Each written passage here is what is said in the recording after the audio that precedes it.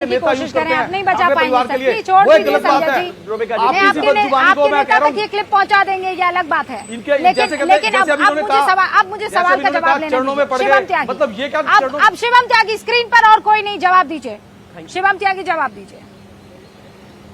रुबिका जी मैं एक चीज कहना चाहता हूं, खुद न्यूज 18 की एक रिपोर्ट चली थी कि उत्तर प्रदेश में एक गांव में खास तौर पर मुस्लिमों से मेजॉरिटी में एक गांव था जहां पर 125 से ज्यादा घर मिले थे, करीब 250 से ज्यादा शौचालय और तमाम फैसिलिटीज मिली थी। उसके बाद हमें वोट मिली थी 2 मुस्लिमों से। बावजूद उसके हम इस बात को बिल्कुल नहीं मानते हैं कि मुस्लिम हमें वोट दें ना दें, लेकिन उनके विकास में कोई कमी होनी चाहिए। आपने जो कहा कि हम मुस्लिमों से मोहब्बत की मीठी मीठी बातें क्यों नहीं कर देते, जिन लोगों ने आजादी के बाद से मोहब्बत की दुकान मुसलमानों के लिए खोली, उन लोगों के मुंह पर सच्चर कमेटी की रिपोर्ट तमाचा है। अगर मुस्लिमों की हालात सच्चर कमेटी की रिपोर्ट के अनुसार दलितों से भी बुरी है, तो जिन लोगों ने मोहब्बत की दुकान खोली थी, मोहब्बत से मुसलमानों से बात की थी, वही तो जिम्मेदार है।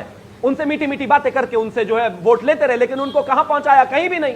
आज स्थिति इतनी खराब कर दी कि दलितों से बुरा हाल है, ऐसा सच्चर कमेटी की रिपोर्ट कहती है। हम ऐसा नहीं कहते, हम मानते हैं कि बच्चों को अगर पढ़ना है बिल्कुल पढ़िए। हम कहते हैं कि बच्चों को अगर मदरसे में पढ़ना है और वहां पर मैथ साइंस सब कुछ होना चाहिए, और उसके लिए 6,000 से बढ़कर 18,000 रुपए अगर देना है तो वो भी करिए। लेकिन शिवम त्यागी एक सेकेंड, आप सारा काम ना आप सारा काम करेंगे, लेकिन वो एक होता है ना कि नहीं, सामने वाला क्या चाह रहा है आपसे, सामने वाला चाह रहा है कि आप मुस्कुरा से कह दे आई लव यू या टू नहीं तो आई लव यू। सामने क्या सामने वाला चाह रहा है, नहीं हम आई लव यू कह ही नहीं सकते। सामने वाला जो चाह रहा है मतलब कमाल है, नहीं क्यों नहीं कह सकते, नहीं क्यों, अरे भाई आप सरकार में हैं, आपको तो सबको ये बात कहनी चाहिए। नहीं आप जो बुद्धिस्ट है उनको कहना है आपको आई लव यू, जो जैनी है उनको कहना है आई लव यू, हम जो हिंदू है आपको भारत के 140 करोड़ लोगों को, उनको क्यों नहीं कहना है आई लव यू। बिल्कुल नहीं, मैं कहता हूं हमें भारत के 140 करोड़ लोगों को आई लव यू कहना है।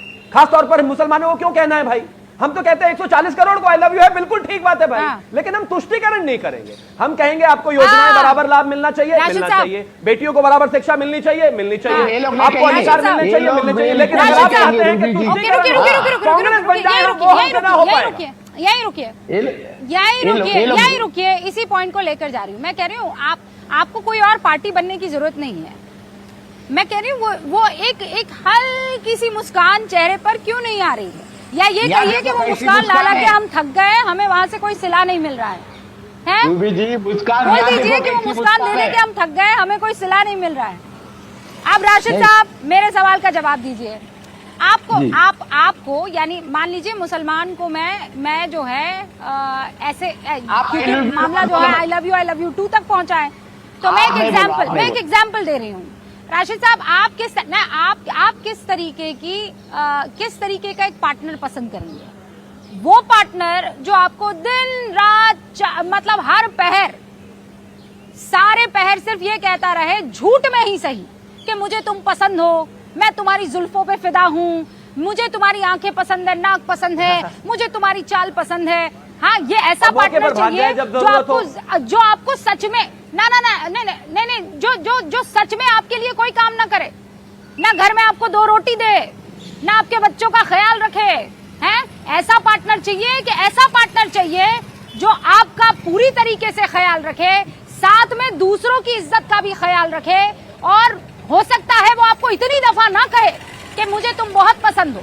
कौन सा पार्टनर पसंद करेंगे बताओ।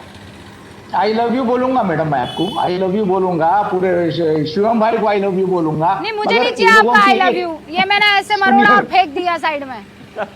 सुनिए मैडम, मैं आपको नहीं बोल रहा हूँ, मैं शादीशुदा हूँ मैडम, मैं आपको नहीं बोल रहा हूँ। आप ये चीज आप जो आई लव यू की जो लाइन जो खींच रहे हैं ना, आप इनको एक बात बता दीजिए कि भाई आई लव यू बोलने की जरूरत नहीं है, सिर्फ इतना है सो हमारा गला मत घोटो, पार्लियामेंट में हमारी आवाज मत बंद करो, हमको पार्लियामेंट में हमारी तकलीफ सुनाने दो।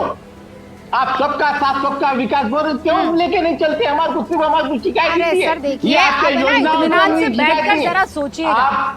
आप लोग दिमाग से कम सोचते हैं, नाक से ज्यादा सोचते हैं, ये बड़ा ईगो लेकर कुछ नहीं चलेगा।